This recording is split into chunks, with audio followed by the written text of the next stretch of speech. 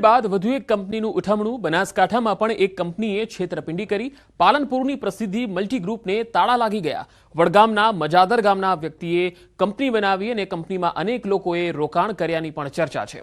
લોકોના રૂપિયે ઓફિસ બનાવી હોવાની પણ ચર્ચા છે, જેમાં પાલનપુર, મહેસાણા અને ધ્રાંગધ્રા જેવા વિસ્તારોમાં આ બ્રાન્ચ ખોલવામાં આવી હતી। પાલનપુરમાં આવેલી ઓફિસને હવે તાળા લાગી ગયા છે। બનાસકાંઠામાં પણ રોકાણકારોના નાણાં સલવાઈ ગયા છે એવી પણ ચર્ચાઓ છે। પ્રોપ્રાઇટર રમણ નાઈ તેની પત્ની સાથે અત્યારે ફરાર છે। ધ્રાંગધ્રાના મેથાણ ગામના લોકો ભોગ બન્યા હતા, જેની અરજી પણ ધ્રાંગધ્રા તાલુકા પોલીસ મથકે આપવામાં આવેલી છે।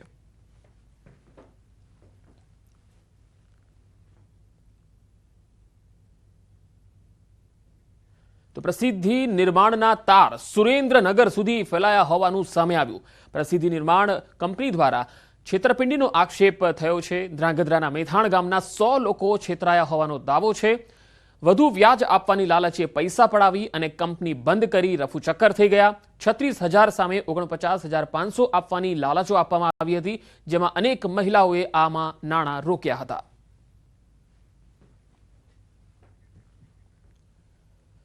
વાત હવે મહારાષ્ટ્રની। મહારાષ્ટ્ર માટે ભાજપે 2 નિરીક્ષકની નિમણૂક કરી છે। વિજય રૂપાણી અને નિર્મલા સીતારમણ મુંબઈ જશે। વિજય રૂપાણી, નિર્મલા સીતારમણની નિમણૂક કરાઈ છે। ધારાસભ્ય દળની બેઠકમાં હાજર રહેશે। બંને નેતાઓ જે છે એ મુંબઈ જવાના છે। મહારાષ્ટ્ર ભાજપના વિધાયક દળના નેતાની નિમણૂકનો જે મામલો છે, ગુજરાત રાજ્યના પૂર્વ મુખ્યમંત્રી અને પંજાબના પ્રભારી વિજય રૂપાણીનું નિવેદન। પાર્ટીના નિયમ અનુસાર મહારાષ્ટ્ર ભાજપના નેતાની ચૂંટણી પ્રક્રિયા યોજવામાં આવશે। સર્વસહમતિ સાથે મહારાષ્ટ્ર ભાજપના નવા નેતાની નિમણૂક કરવામાં આવશે। જો મુખ્યમંત્રી ભાજપના બનવાના હશે તો વિધાયક દળના જે નેતા જાહેર થશે તે મુખ્યમંત્રી બનશે।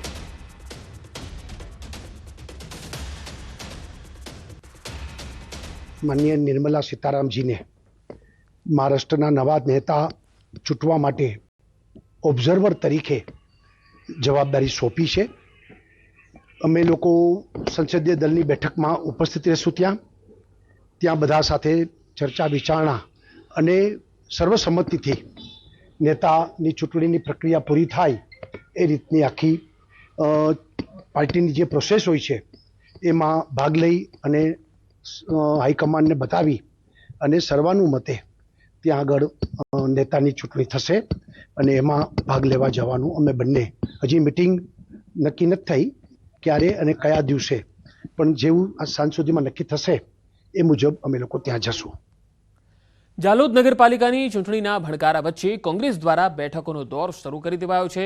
જાલોદ શહેરમાં આવનારી નગરપાલિકાની ચૂંટણીને લઈ મીટિંગ યોજાઈ હતી, જેમાં વોર્ડ નંબર 1, 2 અને 3ની જિલ્લા કોંગ્રેસ પ્રમુખ દ્વારા કાર્યકર્તા સાથે મીટિંગ યોજાઈ।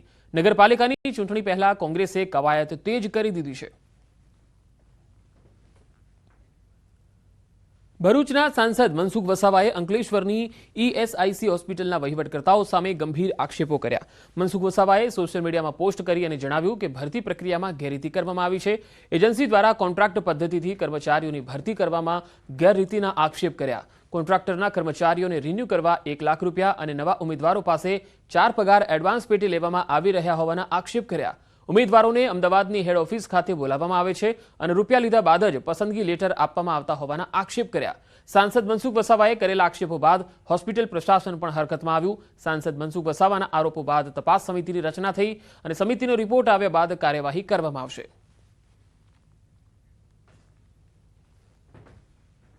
ESI अस्पताल के कॉन्ट्रैक्ट रिन्यूअल में कॉन्ट्रैक्टर स्टाफ रिक्रूटमेंट के टाइम पैसे ले रहे हैं, उसके बारे में अब पता चला।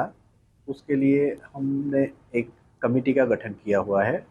उस कमेटी के रिपोर्ट के आधार पे आगे की कार्यवाही की जाएगी। જેમ તેમ કરીને છોકરા નર્સિંગનો કોર્સ કરે છે અને નોકરી મેળવે છે અને નોકરી કરતાં કરતાં પણ આ રીતના આર્થિક શોષણ થાય તો એ ખરેખર બહુ દુઃખદ બાબત છે। અને આ બીજી ઘણી ESI હોસ્પિટલમાં આ જ પ્રકારનું એક ષડયંત્ર પ્રકારનું ચાલે છે, પણ આમાં ESI હોસ્પિટલના પણ જવાબદાર લોકોમાં ઇન્વોલ્વ હોય છે, બધા જ લોકોને એકબીજાની લિંક હોય છે। રાજ્યમાં અકસ્માતોની ઘટનામાં સતત વધારો થઈ રહ્યો છે। અલગ અલગ જગ્યાએથી આવેલી અકસ્માતની ઘટનાઓમાં 5થી વધુ લોકોના મૃત્યુ થયા। અમદાવાદના નરોડામાં નશામાં ધૂત કાર ચાલકે એક્ટિવાને અડફેટે લેતા 2 યુવકોના મોત થયા. પૂર ઝડપે આવતી ક્રેટા કાર હવામાં ઉડીને ડિવાઈડર કૂદી સામેની લેનમાં જતી રહી અને સામેથી આવતા એક્ટિવા સાથે અથડાઈ હતી, જેમાં 2 યુવકોના ઘટના સ્થળે જ મૃત્યુ થયા. અકસ્માતના રૂવાડા બેઠા કરી દે સીસીટીવી એવા સામે આવ્યા છે. વડોદરાના સાવલીમાં પણ એક આવો જ બનાવ બન્યો, જ્યાં 2 બાઇક ધડાકાભેર સામસામે ટકરાયા, જેમાં બંને બાઇક ચાલક યુવકોના મૃત્યુ થયા. બંને મૃતકો એક જ ગામના રહેવાસી હોવાનું ખુલ્યું છે. વડોદરામાં જ વધુ એક અકસ્માતના સીસીટીવી સામે આવ્યા, જ્યાં માણેજા ક્રોસિંગ પાસે પૂર ઝડપે આવી રહેલા ટ્રક ચાલકે બાઇક સવારને કચડી નાખ્યો. અકસ્માતમાં 72 વર્ષના વૃદ્ધનું મૃત્યુ નીપજ્યું, છતાં પોલીસે આરોપીને જામીન પર છોડી મૂકતા પરિવારે કોર્ટ પાસે દાદ માંગી. આ તરફ ભાવનગરમાં પાઇપ ભરેલો ટ્રક પલટી ગયો, જેના કારણે રસ્તા પર ટ્રાફિક જામ થઈ ગયો.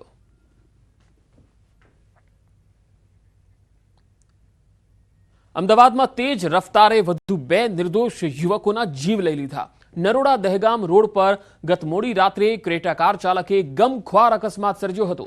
નશાની હાલતમાં બેફામ ગાડી ચલાવી અને કાર ચાલક ડિવાઈડર કૂદી રોંગ સાઈડ પર જતો રહ્યો અને સામેથી એક્ટિવા પર આવી રહેલા 2 યુવકોને અડફેટે લીધા હતા, જેમાં બંને યુવકોને ગંભીર ઈજાઓ પહોંચતા મૃત્યુ નીપજ્યા. સમગ્ર ઘટનાની જાણ થતાં કણભા પોલીસ ઘટના સ્થળ પર પહોંચી આરોપીની ધરપકડ કરી હવે તપાસ થઈ રહી છે. નવા નરોડા ગેલેક્સી બંગલોઝમાં રહેતા અને ખેતીકામ કરતા મિતેશ ઉર્ફે ગોપાલ પટેલની પોલીસે ધરપકડ કરી છે. પોલીસ તપાસ દરમિયાન જાણવા મળ્યું છે કે મૃતક બંને યુવકો દહેગામ પાસે આવેલા વાસણા રાઠોડ ગામના રહેવાસી હતા. ગાડી સંતુલન ગુમાવતા રોડની ઓપોઝિટ સાઈડ ડિવાઈડર થી છટકીને સામેની સાઈડ જતા એક્ટિવા સાથે ભટકાયેલી હતી અને એક્ટિવાની ઉપર ગાડી આવી જતા બંને જે એક્ટિવા સવાર છે એ લોકોનું મૃત્યુ થયેલું છે. આ બાબતે આરોપીને તુરત જ પકડીને પોલીસે તપાસ હાથ ધરેલી છે. FSL તેમજ અન્ય ટીમ્સને પણ અહીંયા બોલાવવામાં આવેલી છે. આ બાબતે આરોપી નશો કરેલી હોવાનું પ્રાથમિક દ્રષ્ટિએ જાણવા મળ્યું. બાંગ્લાદેશમાં હિન્દુઓ પર અત્યાચારને લઈ ગુજરાતમાં વિરોધ વધી રહ્યો છે. હિન્દુ સંગઠનો દ્વારા રસ્તા પર ઉતરીને વિરોધ કરવામાં આવી રહ્યો છે. સુરતમાં VHP દ્વારા વિરોધ પ્રદર્શન થયું. બાંગ્લાદેશમાં હિન્દુઓ પર થઈ રહેલા અત્યાચારને લઈ સુરત રેલવે સ્ટેશન વિસ્તારમાં વિરોધ કરવામાં આવ્યો. સાધુ સંતો પર અત્યાચાર નહીં સહન કરવામાં આવે તેવી ચીમકી પણ ઉચ્ચારવામાં આવી. हम चाहते हैं कि चिन्मय प्रभु को रिलीज़ किया जाए और प्रभु जी जो है वहाँ पर काफ़ी अच्छा कार्य कर रहे हैं और अब देखते हैं कि प्रभु जी का कोई इसमें रोल नहीं है.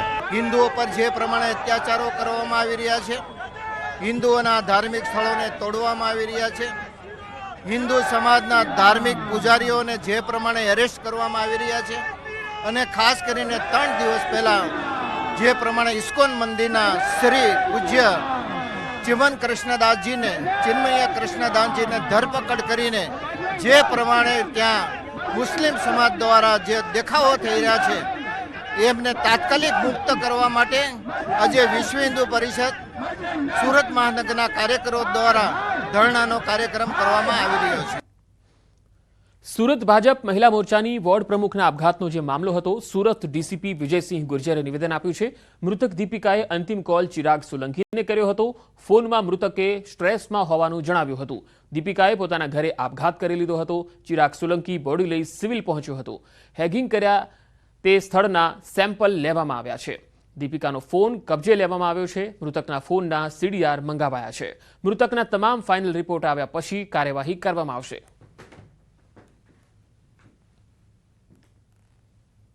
कोई सुसाइड नोट जैसा कुछ बरामद नहीं हुआ है और दीपिका का फ़ोन है वो हम लोग अभी FSL में भेज रहे हैं कि उसमें अगर और कोई डाटा है जो कि रिकवर होना है, कोई डिलीट किया हुआ डाटा हो ऐसा हो तो वो हम FSL में भेज रहे हैं और जो लोगों का और दीपिका का CDR है वो अभी भेजा गया है. कुछ का CDR आ गया है, वो हम लोग एनालाइज कर रहे हैं और आगे का इन्वेस्टिगेशन चालू है. चिराग वहाँ पे सबसे पहले पहुँचा था और चिराग को कॉल किया था दीपिका ने कि इस तरह से मैं स्ट्रेस में हूँ तो मैं शायद बचूँ नहीं बचूँ, इस तरह का स्ट्रेस कॉल था. तो चिराग उसके घर पे गया तो घर पे दरवाज़ा बंद था और जो मरण जनार है उसके 3 बच्चे हैं, 13 साल, 14 साल और 16 साल के. वो तीनों बच्चे उस टाइम पे घर पे थे.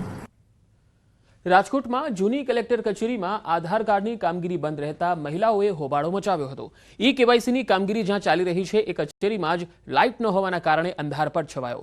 મહિલાઓ બાળકોને લઈને વહેલી સવારથી કચેરીમાં લાઇનમાં ઊભી હતી. ટોકન વહેલા મળે અને ઝડપથી વારો આવી જાય તે માટે અરજદારો સવારના 6 વાગ્યાથી લાઇન લગાવીને બેઠા હતા.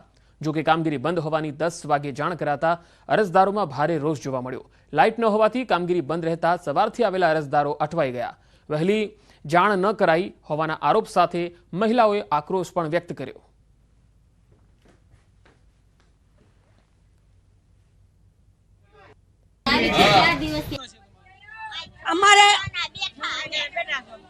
અમારે ઘઉં ચોખાનો સિક્કો મરાવવાનો છે. અમે 100 વાગ્યાના બેઠા છે. 100 વાગ્યાના ચા પાણી પીધા નથી. 100 વાગ્યાના બેઠા છે, ચા પાણી પીધા નથી. અમે એમને લાઈટ બંધ હતી તો બાઈને બોર્ડ મારી દેવાય ને તો અમે આટલા 6 વાગ્યાના હેરાન થઈએ તો અમે એથી નેથી ના વઈ જઈએ. 6 વાગ્યાના ચા પીધા વગરના અમે અહીં બેઠા છે. હે અરે મુશ્કેલ પાણી નથી પીધું. કેવાયસી કરવાનું છે તો 6 વાગ્યાના આવીને બેઠા છીએ. હવે 10 વાગે એમ કે છે કે બંધ છે તો એને પહેલા કહી દેવાય ને. અમે બચ્ચાની 4-5 દિવસીય સ્કૂલ પાડીને રોજ આવી છીએ તો પછી એને અમારે છોકરાઓની સ્કૂલ પડે, અમારા રિક્ષા ભાડા એટલા જાય તો એક મુદ્દે વિભાગની કાર્યવાહી, પુરવઠા મંત્રી કુંવરજી બાવળિયાનું નિવેદન, સિસ્ટમની ખામી દૂર કરવાના પ્રયત્ન થયા છે. કેવાયસી થયા આધાર કાર્ડની કરાયો છે. બેંકો અને ઓફિસોમાં આધાર કીટો એક્ટિવ કરાશે. અરજદારોની સમસ્યા ઉકેલવા કવાયત ચાલી રહી છે. આધાર કાર્ડ અને અટક સુધારવાની કામગીરી નથી થઈ શકતી. કેટલાક સેન્ટર પર આ સમસ્યા આવી રહી છે. લોકોમાં જાગૃતતા લાવવાના પણ પ્રયત્નો થઈ રહ્યા છે. ગ્રામ પંચાયત સ્તરે પણ કામગીરી થઈ રહી છે. મુશ્કેલી ન પડે તે માટેના પ્રયાસો જારી છે. અત્યાર સુધી કુલ લગભગ 3.25 કરોડ લોકોનું ઈ-કેવાયસી પૂર્ણ કરવામાં આવ્યું છે. લોકો ઘરે બેઠા પોતાના મોબાઈલથી ઈ-કેવાયસી કરી શકે તેવી વ્યવસ્થા માય રેશન એપમાં કરવામાં આવી છે અને અત્યાર સુધીમાં લગભગ 1.38 કરોડ જેટલી લોકોએ પોતાની ઈ-કેવાયસી પૂર્ણ કરેલ છે. આ ઉપરાંત ગ્રામ પંચાયત લેવલે ત્યાંથી વીસીઓના માધ્યમથી લોકોને મુશ્કેલી ન પડે એટલે એને પણ સત્તા આપી છે. ત્યાંથી પણ લગભગ 1.07 કરોડના ઈ-કેવાયસી એમાંથી પણ કરવામાં આવ્યું છે. અમદાવાદ બોર્ડના વિદ્યાર્થીઓ માટે અનોખો પ્રયાસ. ધોરણ 10 અને 12ના બોર્ડના વિદ્યાર્થીઓ માટે એક પહેલ કરવામાં આવી છે. વિદ્યાર્થીઓ માટે પરીક્ષા પર્વની ગુરુ ચાવી એવો કાર્યક્રમ લોન્ચ કરવામાં આવ્યો. અમદાવાદ ગ્રામ્ય ડીઈઓ દ્વારા આ કાર્યક્રમને લોન્ચ કરાયો. વિડીયો દ્વારા વિદ્યાર્થીઓને માર્ગદર્શન આપવામાં આવશે. રોજ 15 મિનિટના વિડીયો દ્વારા માર્ગદર્શન આપવામાં આવશે. ગણિત, વિજ્ઞાન, સામાજિક વિજ્ઞાનના વિષયોનું માર્ગદર્શન અપાશે તો ફિઝિક્સ, કેમિસ્ટ્રી, મેથેમેટિક્સ, એકાઉન્ટનું પણ માર્ગદર્શન અપાશે. આંકડાશાસ્ત્ર જેવા મહત્વપૂર્ણ વિષયનું પણ માર્ગદર્શન અપાશે. યુટ્યુબના માધ્યમથી વિડીયો દર્શાવાશે. ઉપયોગ